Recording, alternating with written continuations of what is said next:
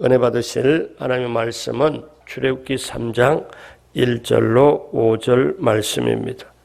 모세가 그의 장인 미디안 제사장 이드로의 양떼를 치더니 그 떼를 광야 서쪽으로 인도하여 하나님의 산 호렙에 이르매 야훼의 사자가 떨기나무 가운데로부터 나오는 불꽃 안에서 그에게 나타나시니라. 그가 보니 떨기나무에 불이 붙었으나 그 떨기나무가 사라지지 아니하는지라. 이에 모세가 이르되 내가 돌이켜 가서 이 큰 광경을 보리라. 떨기나무가 어찌하여 타지 아니하는고 하니 그때 야훼께서 그가 보려고 돌이켜 오는 것을 보신지라. 하나님이 떨기나무 가운데서 그를 불러 이르시되 모세야 모세야 하시매 그가 이르되 내가 여기 있나이다. 하나님이 이르시되 이리로 가까이 오지 말라. 내가 선 곳은 거룩한 땅이니 내 발에서 신을 벗으라. 아멘. 오늘 말씀의 제목은 깨어짐과 영적 성숙입니다. 깨어짐과 영적 성숙. 세계 문학과 사상에 많은 영향을 끼친 도스토옙스키라는 러시아가 낳은 천재적인 작가가 있습니다. 그런데 그는 참으로 불행한 환경에 성장했습니다. 가난한 군의관의 둘째 아들로 태어나 어렵게 자랐습니다. 16살 어린 나이에 어머니를 폐병으로 여의게 됩니다. 18살 때 아버지가 일을 시킴받는 농노들에게 살해되었습니다. 그래서 이 도스토옙스키가 소년 때에 16살 때 어머니가 폐병으로 가셨고 그 다음에 2년 후에 18살 때 아버지가 자기 집의 일꾼들, 농노들에게 살해가 되었고 이것을 겪다 못해 아주 정신을 잃은 발작 증세까지 이 도스토옙스키 소년에게 임했습니다. 결국 그는 고아처럼 외롭게 지냈지요. 그 청년 시절 역시 불행의 연속입니다. 그가 청년이 되어서 사회주의적 결사에 가담했다가 사형 선고를 받습니다. 천만다행으로 총살 직전에 극적으로 황제의 특사를 받게 됩니다. 그러나 문학적인 천재성을 인정받아 특사는 받았지만 시베리아로 유배되어 4년간 징역을 살게 되죠. 그 5년간 중앙아시아에서 기막힌 고생을 하며 불행한 청년 시절을 보냈습니다. 그의 결혼 생활도 불행했습니다. 36살에 맞은 아내 마리아 이사예프는 정상적인 결혼 생활을 하지 못하다가 43살 젊은 나이에 결핵으로 병들어 죽습니다. 3년 후에 도스토옙스키는 재혼을 합니다. 아들을 얻었지만 아들을 안아본 기쁨도 잠깐. 그 어린 아들은 러시아의 추위를 이기지 못하고 병들어 죽고 맙니다. 피를 토하는 아픔의 순간이 계속됩니다. 설상가상으로 도스토옙스키 자신도 치명적인 병에 걸리는데 어떤 병이냐면 간질병입니다. 발작 증세가 나오면 쓰러지고 정신을 잃어버립니다. 그러나 이 도스토옙스키는 자신의 간질병을 거룩한 병이라고 그는 불렀습니다. 왜냐하면 발작을 하거나 정신을 잃을 때 이것은 오히려 나를 더 신앙적으로 묻고 신앙적으로 깨닫게 해주기 때문에 이 병은 거룩한 병이라고 그는 자신이 스스로 그렇게 했습니다. 평생 질병과 싸우고 고난과 시련 속에서도 누에고치가 명주시를 뽑아내듯 글을 썼습니다. 그 작품 분신백야 이걸 보면 불행한 사람들의 심리가 그대로 묘사가 되어 있죠. 1866년에 죄와 벌을 썼습니다. 1880년에는 가라마족 국가의 그 형제들 많은 명작을 남기게 되지요. 그런데 그 장편 소설 가운데 이 죄와 벌은 인간 존재의 근본 문제를 다룬 너무나 유명한 작품입니다. 제가 고등학교 다닐 때 국어 선생님이 너무너무 좋은 작품이라 영향을 받았다고 그래서 그 책을 샀어요. 굉장히 여러분 알다시피 두껍습니다. 읽었는데 그 라스콜니코프 주인공이 그 사실 살해를 하고 여러 가지 이렇게 하는 과정에 너무 복잡해서 무슨 얘기인지를 모르겠더라고요. 근데 나중에 다시 한번 읽을 때 그때 그 주인공의 심리 묘사가 그대로 돼서 죄 때문에 늘 쫓기는 마음 가지고 죄와 벌 사이 속에서 그 너무너무 힘든 과정을 보면서 이게 이렇게 이래서 명작인가 보다 하고 제가 그렇게 읽어본 적이 있습니다. 근데 도스토옙스키가 이 죄와 벌을 쓴 때가 44살 때 쓴 겁니다. 근데 그때가 어떤 때냐면 경제적으로 가장 어려움에 시달렸던 때고 빚쟁이를 피해서 4년 동안 도망 다녔던 시절입니다. 아내 마리아가 죽고 형도 갑자기 세상을 떠났던 때 그 불행의 한가운데 고통의 한가운데 있을 때 그의 간질병도 차주발자가 가장 참담한 때에 불후의 명작 죄와 벌을 쓰게 되었습니다. 사랑하는 여러분, 혹시 이런 말 들으셨나요? 에델바이스는 고산지대 작은 곳이지만 이른 봄 아직 눈이 덮여 있는 추위 속에서도 꽃봉오리를 맺는다고 합니다. 하나님은 우리가 성숙하도록 우리를 깨뜨리십니다. 깨어짐을 통과해야 성숙으로 가게 됩니다. 그래야 하나님이 쓰십니다. 영적 성장과 성숙에는 변화가 있고 성장이 있고 깨어짐이 있고 그래서 하나님은 우리를 쓰시려고 보면은 그대로 쓸 수가 없습니다. 여러분 알다시피 하나님은 야곱으로는 못 씁니다. 야곱은 사기치고 거짓말하고 야곱으로는 쓸 수가 없어요. 하나님이 쓰시려면 이스라엘을 써야 했습니다. 야곱이나 이스라엘은 똑같은 사람인데 야곱이 사기꾼, 남을 속이고 아버지를 속이고 형도 속이고 나중에 외삼촌도 속이려고 했지만 웬걸 외삼촌은 또 야곱보다 급수가 높아요. 자, 그런데 이 야곱이 하나님이 쓰시기는 부담스럽죠. 야곱을 깨뜨려야 했고 야곱을 완전히 깨어져야 했고 그래서 야복강가에서 야곱은 허벅지 관절이 어그러지면서까지 깨어지는 과정을 겪습니다. 그리고 하나님이 이스라엘 이름을 바꿔주고 이스라엘로 했을 때 그때야 야곱은 그 전에는 완전히 자기 꾀로 자기 머리로 자기 노력으로 이렇게 해서 절대로 남에게 양보하는 법 없이 아주 쟁취하려고 했지만 깨어진 다음에는 더욱더 하나님을 의지함으로 오늘 제목처럼 영적 성숙으로 그래서 이제 그 이스라엘로 하나님이 쓰시기 시작합니다. 그의 야곱의 아들 12아들을 이스라엘의 지파 지도자로 삼지요. 사랑하는 여러분, 우리가 하나님 앞에 쓰임받고 하나님 앞에 제대로 하기 위해서는 저나 여러분이나 깨어져야 돼요. 코로나 바이러스 영향을 어떻게 볼 것이냐. 국가적으로 세계적으로 볼 수도 있지만 나 개인적으로도 보고 자, 이 영향력 속에서 하나님은 내게 주시는 메시지가 뭔가. 너무나 인간들이 자기 방법으로 뭔가 얻으려고 너무나 이기적으로 하지 않았나. 또 우리 개인적으로도 봐도 사람이 공기 속에 살면서 공기의 고마움을 모릅니다. 어제 오후에 집에 가는 길에 보니까 서울이 하늘이 이렇게 맑았나. 끝에서 끝까지 북한산까지 깨끗하게 다 보여요. 야, 얼마 만에 이런 것을 보지? 그런데 이게 오기까지는 어때요?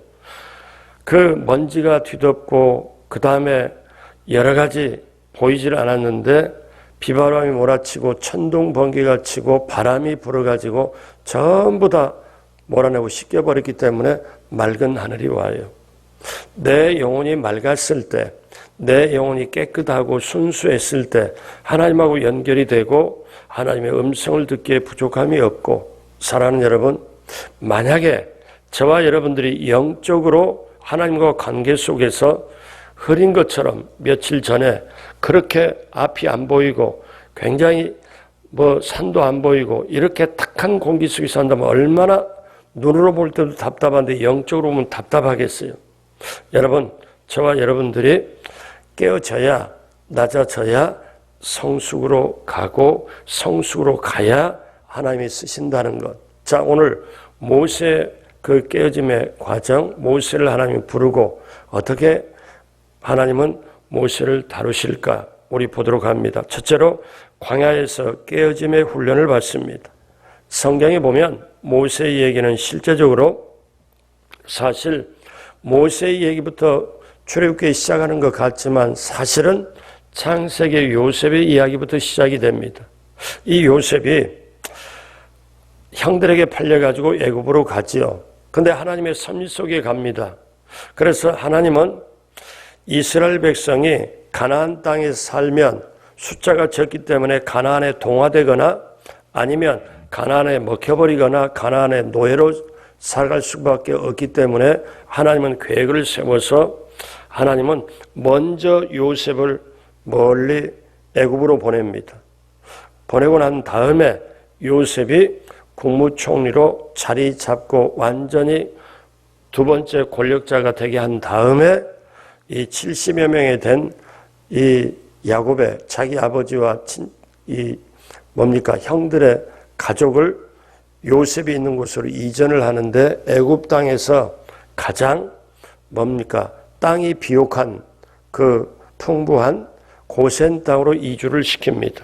그리고 거기서 마치 병아리를 그 아래서 부화를 시키듯 애굽에서 거기서 가장 좋은 조건에 키웁니다. 모세가 태어날 쯤 됐을 때 그때는 어떤 때냐면은 야곱의 그 12알로가 전부 이주를 해서 약 그 기간이 430년가량 400년이 넘을 때입니다. 그러면 70명이 이주를 했는데 어느 정도 이스라엘 백성이 커졌냐면은 250만에서 300만 명 정도로 사실 커져버렸습니다. 그러니까 바로 왕이 고민을 하는데 어떤 고민을 하는가 하면은 야, 이거 안 되겠다. 이들이 만약에 커가지고 지금은 노예로서 애굽에 도움을 주는데 이들이 커서 우리 애굽이 다른 나라하고 전쟁이 일으켰을 때 애굽에 이 노예들이 만약에 반란을 하면 안 되겠다. 세력이 너무 커져 안 되겠다. 그러므로 이제 이들을 좀 제약을 해야 되겠다. 그러면서 일을 강하게 시키고 그 다음에 결국 어떻습니까? 이렇게 일을 강하게 시키니까 그 옛날 시절이잖아요. 엄청나게 일을 강하게 시키면은 그 다음에 채찍질을 하면 이들이 피곤해서 밤에는 어떠냐? 그냥 쓰러지고 이렇게 할 텐데 더 번성을 하는 거예요. 그래서 마지막에 첫 번째, 두 번째 조치하다가 세 번째 조치는 뭐냐면 남자아이들이 나면 이제 죽이도록 하자. 그래서 출애굽기 1장 12절 13절에 보면 이스라엘 백성이 그러나 학대를 받을수록 더욱 번성하여 퍼져나가니 애굽 사람이 이스라엘 자손으로 말미암아 근심하여 이스라엘 자손에게 일을 엄하게 시켜. 그런데도 안 됩니다. 그래서 결국 남자아이가 나면은 죽이도록 해라. 그때 모세가 태어납니다. 그러니까 모세는 그때 태어날 때 환경이 너무 안 좋죠. 근데 모세 어머니와 그 아버지가 믿음이 있는 사람이라서 그 다른 명령을 애굽의 바로의 명령, 남자아이가 나면 무조건 죽여라. 그런데 죽이지 않고 살리면 부모까지 다 죽는다. 그 당시 그 명을 어깁니다. 그리고 모세를 키웁니다. 그런데 모세가 크다 보니까 이제는 목소리가 우렁차게 되고 사내아이 울음소리는 숨길 수가 없기에 그래서 결국 어떻습니까? 이제는 안 되겠어서 그 나일강에 갈대상자 만들어서 역청 바르고 띄웁니다. 그때 이 하나님이 또 역사를 하십니다. 여러분, 자기가 이렇게 안고 자기가 가지고 있을 때는 자기가 책임지고 염려해야 되지만 모세 어머니가 자기 시간대에서 모세를 품고 두려움과 이렇게 있을 때 힘들었지만 하나님께 맡기고 갈대상자로 뛰어보낼 때는 모세는 어머니 품에 있는 시간대가 아니고 하나님의 시간대로 들어가요. 그래서 하나님이 책임을 져요. 그러니까 그때 한 번도 나오지도 않았던 그 바로의 공주, 바로의 딸을 나일강으로 인도해서 하나님이 인도한 거죠. 그런데 갈대 상자가 흘러가거든요. 가져와 봐라. 보니까 건장한 어린아이가 있어요. 이 공주가 합니다. 히브리인의 아이라고. 그런데 하나님이 그 공주에게 모성애를 발동시켜가지고 어떻게 하냐면 얘를 내 아들로 입적을 시켜야 되겠다. 자, 그러면서 그때 하나님은 놀라운 드라마를 만들죠. 입적을 시킨데 근데 얘에게 젖을 줘야 되는데 바로의 공주는 젖이 안 나오잖아요. 그래서 주위를 보니까 그때 이 모세의 누이가 거기서 보다가 와가지고 유모가 필요하면 유모를 소개해 줄까요? 좋지, 소개해달라. 누구를? 어머니를 소개해 줍니다. 모세의 어머니는 결국 양육비를 받고 허가를 받아서 한번 생각해 보세요. 남자아이는 다 죽였던 시대에 남자아이가 바로의 명령에 따라 그 공주의 명령에 따라 양육비를 받고 허가를 받고 키우고 그런 놀라운 하나님의 섭리. 결국 모세가 애굽의 사실상 왕자격으로 큽니다. 로얄 패밀리로 크죠. 그런 다음에 장성했습니다. 이제 나이 40이 되고 보니까 자기가 히브리인이라는 걸 알았습니다. 어머니를 통해서. 그러다 보니까 어떻게 보느냐. 이제 생각이 바뀌었어요. 그동안에는 애굽의 왕자격으로 그렇게 컸는데 자기 바깥에 가서 보니까 자기 동족 히브리인을 애굽 사람이 채찍질하는 걸 보고 이건 아니다 싶어서 애굽 사람을 쳐가지고 어떠냐면 모래속에 파묻어버리고 없는 채로 그 다음날 딱 되니까 히브리인끼리 싸워요. 노예끼리. 그래서 모세가 너희들 싸우지 말라. 그랬더니 하는 얘기가 출애굽기 2장 14절에 그가 이르되 누가 너를 우리를 다스리는 자와 재판관으로 삼았느냐? 내가 애굽 사람을 죽인 것처럼 나도 죽이려느냐? 모세가 두려워하여 이르되 이 일이 탈로 되었도다. 모세는 애굽 사람을 쳐서 죽여서 소위 말하면 자기가 히브리인으로서 자기 나라를 위해 한 건 애국을 했다고 생각을 했는데 이 살인죄가 자기만 안다고 모른다고 생각했는데 히브리 사람이 안 거예요. 그래서 너가 어제 애굽을 사람을 죽인 것처럼 나도 죽이려고 하느냐. 모세가 탄로나고 그리고 광야로 갑니다. 도망갑니다. 자, 광야에서 가서 그는 훈련을 받는데 어떻게 훈련을 받느냐. 그렇게 모세가 애굽의 공장에서 그렇게 권력도 있고 그 보호도 받고 왕자격으로 그렇게 컸던 애굽의 모든 문화와 모든 걸 다 몸으로 체득하고 학문과 그 다음에 군사로서 모든 걸 다 그걸 훈련하고 연마를 했는데 광야로 가니까 혼자요. 맨발로 양을 쳐야 되고 이거는 뭐냐면 너무너무 격이 틀린 거예요. 광야로 가서 모세는 깨어져야 했고 모세는 완전히 거기서 이제 변화가 되어야 했습니다. 자, 모세가 그렇게 컸던 애굽에서 컸던 모세의 인생의 1단계가 애굽에서 40년이라면 2단계 모세는 애굽으로에서 광야로 이제 훈련받는데 오늘 두 번째로 깨어짐의 40년 세월이 필요했습니다. 자, 여러분 물론 이 세월이 광야 40년 모세 두 번째입니다. 첫 번째 40년은 애굽에서 40년, 모세의 두 번째 인생 광야에서 40년. 좀 쉽게 보면 애굽에서 40년 동안 커서 애굽의 문화, 애굽의 모든 우상의 문화가 몸으로 마음으로 다 모세가 체험했을 거예요. 그런데 이거를 빼내는데, 이걸 깨뜨리는데, 이걸 비우는데 또 40년이 필요합니다. 광야 40년이 필요해요. 자, 우리는 왜 40년이 필요했다고 이렇게 쉽게 말할 수 있지만 그거는 하나님이 정하신 바고 하나님이 하기 때문에 다 알 수가 없죠. 여러분 기억하십시오. 우리의 시간표와 하나님의 시간표는 다릅니다. 하나님은 영원한 목적을 이루기 위하여 하나님은 우리를 보고 하나님의 시간표대로 우리를 인도하시오. 광야에 40년을 모세가 광야 생활을 하다 보니까 나는 아무것도 아니고 나는 아무것도 할 수가 없고 그냥 양을 치고, 그것도 여러분 한국식으로 보면은 어디에서 사냐면 처갓집에 삽니다. 장인 이드로 집에 살며 그 장인, 그러니까 시보라라는 그 딸하고 결혼을 하게 되죠. 그러니까 한국식으로 말하면 처가살이 합니다.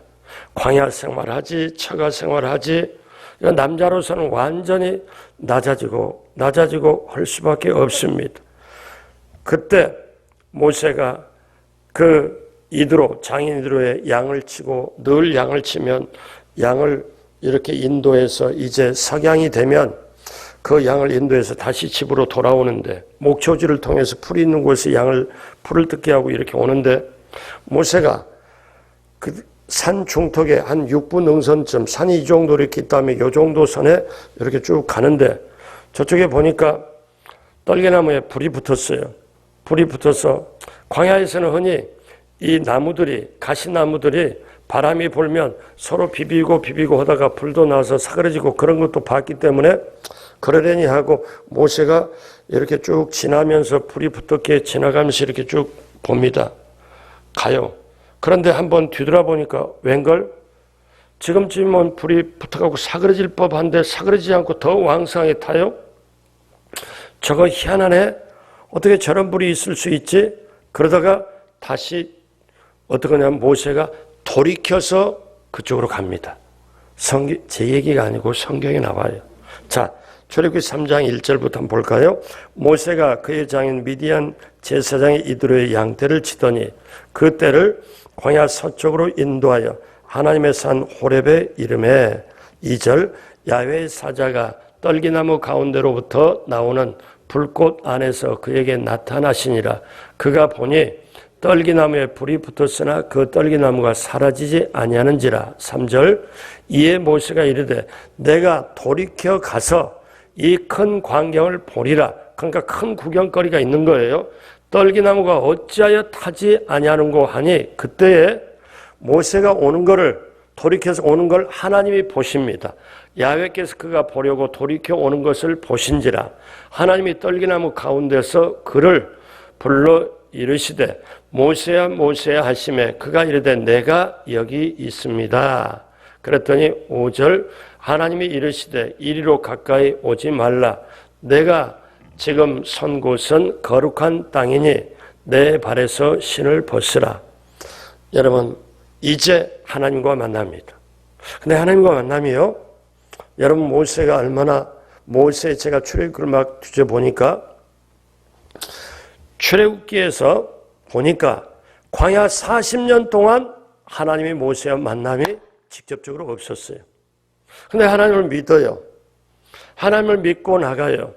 그런데 어떠냐? 광야 40년 동안 지내면서 모세는 하나님 외에는 의지할 게 없구나. 하나님 외에는 내가 어떻게 전혀 기댈 곳이 없구나.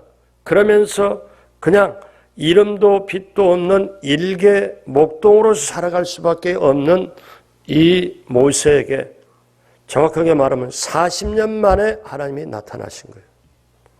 여러분 이게 간단한 얘기가 아닙니다. 깨어지고 난 다음, 비워진 다음 하나님이 보실 때 저 정도면 됐다. 저 정도면 됐다. 그런 다음에 모세를 하나님 앞으로 오도록 떨기나무에 불 붙게 만들어가지고 모세가 오도록 하고 와서 불러오니까 너 가까이 오지 말고 거기서 신을 벗어라. 지금 내가 지금 있는 곳인데, 거룩한 곳인데. 그리고 하나님은 이제 모세에게 말씀하지요. 모세 마음이 얼마나 설레었을까요? 얼마나 흥분됐을까요? 아니 1년 2년이 아니고 40년 만이라니까. 여러분 놀라지도 않아. 만약에 우리에게 일주일간, 아니 하루간, 아니 한 달간 하나님이 인식이 안 되고 하나님이 잊어버리고 나타나지 않고 뭔가 말씀도 못 들으면 얼마나 힘들겠어요.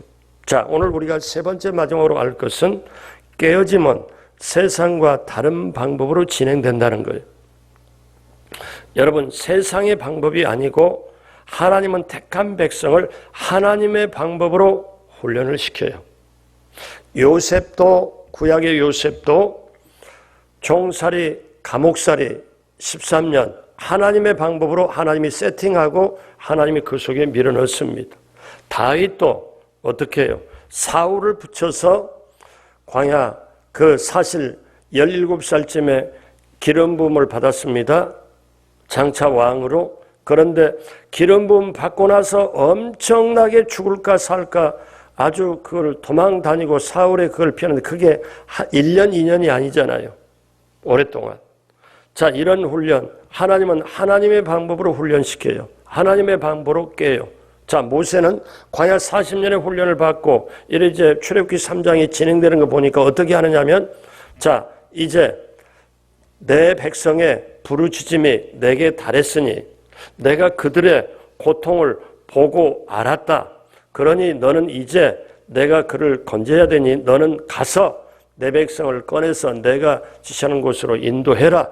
모세가 얼마나 훈련을 받았던지 깨어졌던지 옛날 40년 전 같으면 이랬을지도 몰라요. 그래요, 하나님? 그러면 저에게 군사를 붙여주십시오. 저에게 신무기 있으면 무기를 좀 주십시오. 그러면 가서 애굽을 딱 다 쓸어버리겠습니다. 예, 예전에 40년 전에 보면 혈기가 왕성해가지고 한 건 애국하겠다고 한 건 자기 민족으로 해서 했는데 그게 살인죄가 돼서 사실 광야로 와서 40년을 지내고 광야에서 훈련받고 보니까 이 모세가 어떻게 해요? 제가 누구 간데 갑니까? 여러분, 훈련이 너무 잘 받으면 깨어지면 저는 아무것도 아닙니다. 모세가 그러거든요. 하나님이 너 가라.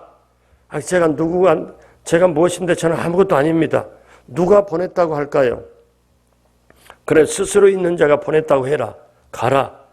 저는 아무것도, 입술도 저는 말도 잘 못합니다. 그래? 너 형 아론을, 말 잘하는 너 형 아론을 너의 입에 스피커로 붙일 테니까 가라. 그래도 모세가 안 움직여. 저는 아무것도 아닙니다.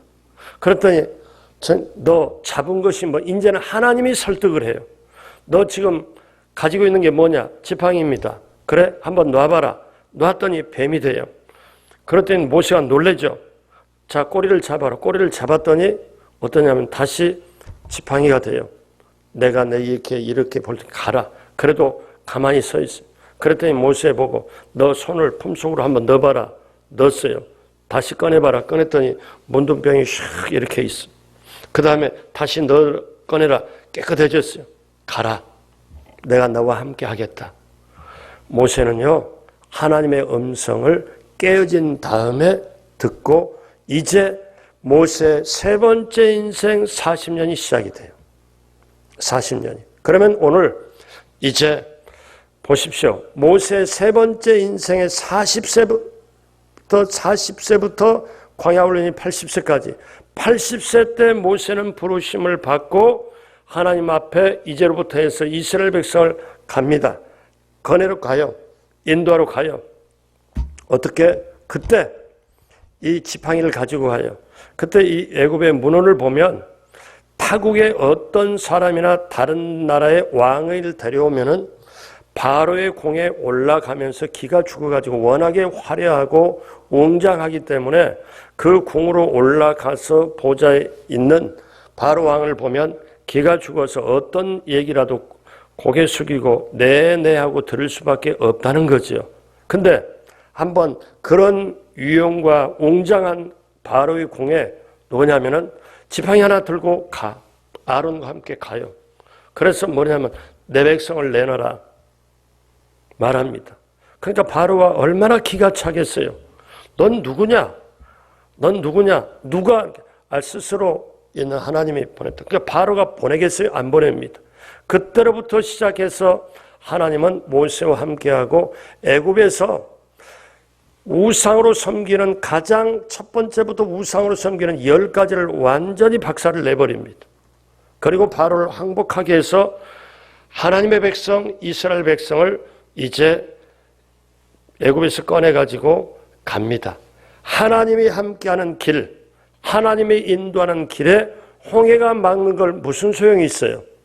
홍해를 하나님이 완전히 마른 그 땅 걷듯이 바닷속을 건너가게 만들고, 그 다음에 양식이 없을 때 하늘에서 내려주고, 매출하기 없고 고기를 먹고 싶을 때 전부 날아다니면서 이스라엘 전역에 내리도록 하고, 물이 없을 때 반석에서 깨고, 이게 이스라엘 백성이 광야에서 훈련받고 하나님과 동행하는, 그러므로 이제 오늘 말씀 마무리합니다. 사랑하는 여러분, 저와 여러분들의 인생은 지금 어떤 때일까요? 어느 시점일까요? 모세는 세상 애굽에서 40년, 그 다음에 광야에서 훈련 40년, 그런 다음에 40년 하나님께 귀하게 쓰임 받았습니다.